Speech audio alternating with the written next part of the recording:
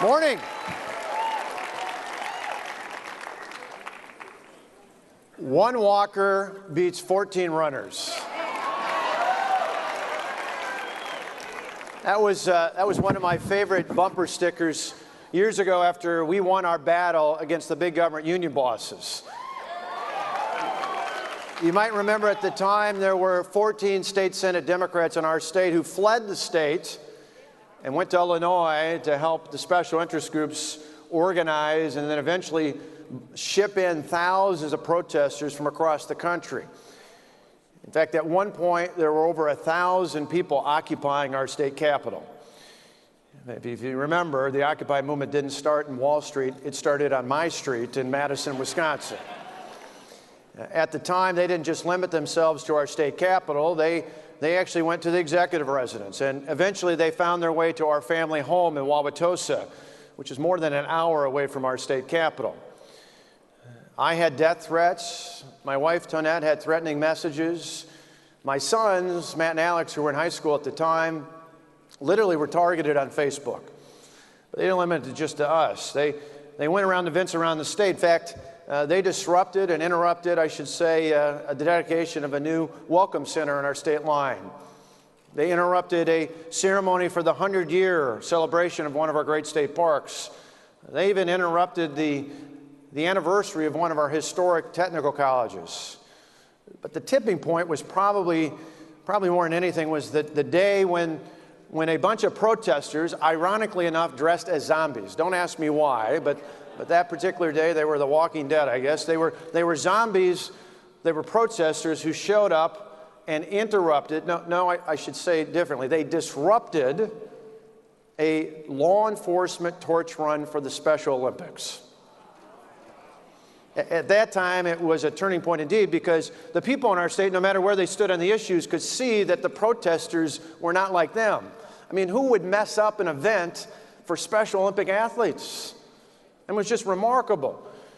But as I thought about that, thinking about speaking here today, I'm reminded of many of the stories I see these days around the country where protesters come en masse to try and disrupt public meetings, where angry mobs come to college campuses and try to stop people from speaking, where defenders of the status quo try to stop people who ran on an agenda from doing what they said they would do during the campaign.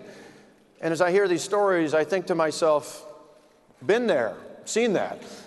You know, from our standpoint, it's exactly why we've been talking not only here today, but to people over the last few months all across this great country, reminding our leaders about what happened in Wisconsin, about why we did what we did, and most importantly, about what's happened since. So let me share with you a little bit here. In fact, I was reminded of late about that just 2 weeks ago, or tomorrow. So less than 2 weeks ago. It was 2 weeks ago tomorrow that I saw the video of protesters trying to stop the new U.S. Secretary of Education from going into a public school just up the way here in the District of Columbia. And so I called Betsy DeVos, who's a good friend of mine, and I said, you know what? Been there, done that. You remember in the midst of our protests, the protesters, as outrageous and radical as they were, they literally glued the door shut to an elementary school where I was going to come and read to the children. Now, the good news is that school was not to be deterred. They actually took the doors off the hinges, and we were able to read to the kids.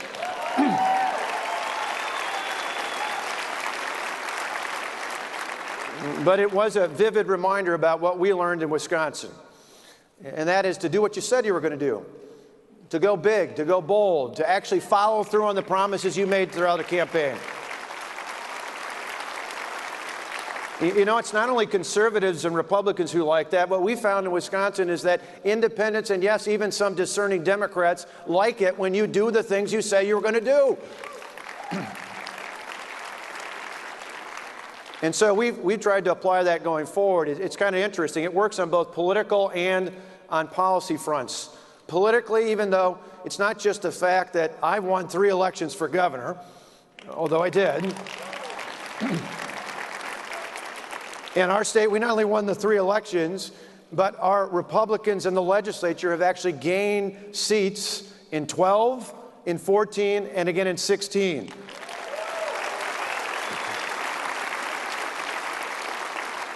Why? It's because common sense conservative reforms work. They actually work, and the people responded to them. In our state, we've seen over the last year more people were employed in my state than ever before, ever. We have the lowest unemployment rate since January of 2001. We have one of the highest percentages of people overall in the workforce. But beyond that, on economic and fiscal policy, we see that even though we inherited a $3.6 billion budget deficit, our state now has budget surpluses. And we have one of the few state systems that has a fully funded pension system. And we have one of the lowest outstanding overall long-term debt. And so now, because of those economic and fiscal reforms actually working, the successes have led to a positive budget. And in turn, we have what we call a reform dividend. Remember the peace dividend years ago under Reagan? We have a reform dividend. And so I want to spend just a couple minutes telling you about what we're doing with that. First off, we're reinvesting it like a good company would in the things that got us there in the first place. So top of the list, taxpayers. We're going to help lower the burden on the hardworking taxpayers. In fact, so much so with this budget, the total amount, cumulative impact of our tax relief over 8 years will be exceeded $8 billion. That's cutting taxes by over $8 billion. As we promised, property and income taxes will be lower in 2018 than they were in 2010. And you'll like this, we're actually eliminating an entire tax. For the first time since 1931, there will be no state tax on our property tax bills in Wisconsin.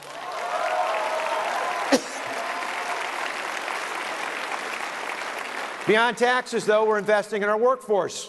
Probably like a lot of employers here, I hear from people all across my state that say, we've got jobs, we just don't have enough people to fill them. So we're investing in our workforce, and we're doing it in a way that demands better performance and more credibility and transparency from education and higher education. In fact, how many college students do we have here today? Let's see your hands and hear from you. Right? Okay, how many of those college students are from Wisconsin? Do I hear any of the Wisconsin? Okay, the Wisconsin students will appreciate this because we've frozen tuition in our state 4 years in a row, and in this budget, we're actually going to lower tuition by 5% at all of our campuses.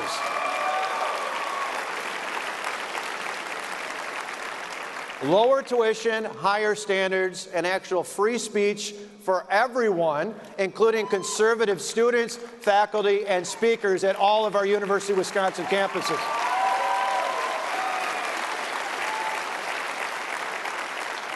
And the third big thing we're doing is about helping people transition from government dependence to true independence through work.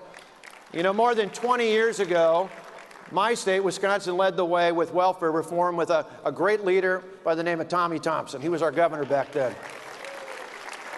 Today, we're taking it another giant step forward with something we call Wisconsin Works for Everyone. It's a simple concept. Everyone who is able to work has to be employed at least 80 hours a month if they want to get benefits like food stamps and housing vouchers. And for those that can't find work, we require them to be employed in job training. And now with a new president and a new Congress, we can actually go forward with our plan to ensure that everyone seeking welfare can actually pass a drug test.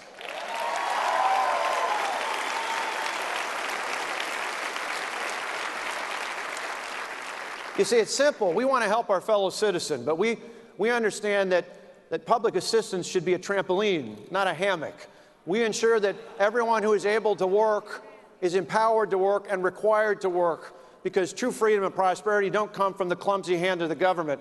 They come from empowering people to live their own lives and control their own destinies through the dignity that's born of work. And all those things show that conservative reforms work. But I just want to end with this. I want to make a challenge to each of you here today to keep moving forward. Don't stand still. Keep moving forward. 6 years ago, I remember a reporter asked us in the midst of all the protests in our capital, a reporter asked me, don't the protesters have a right to be heard? I said, absolutely. They absolutely have a right to be heard. This is America. Anybody can say or do what they want about the government. They can challenge the government no matter who's in power.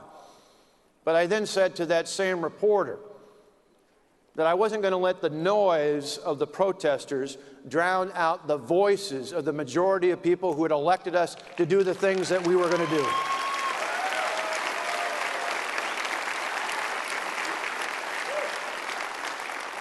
Sadly, in Washington, it is common practice to ignore the will of the voters. For too long, the media and the status quo defenders spend their time listening to the noise of the protest and the rhetoric of the pundits. That's why I call Washington 68 square miles surrounded by reality.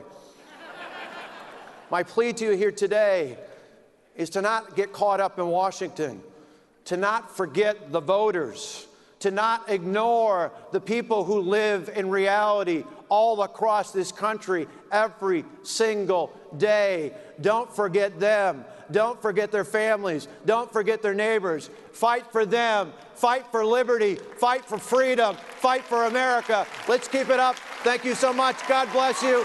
God bless this country. Have a great day.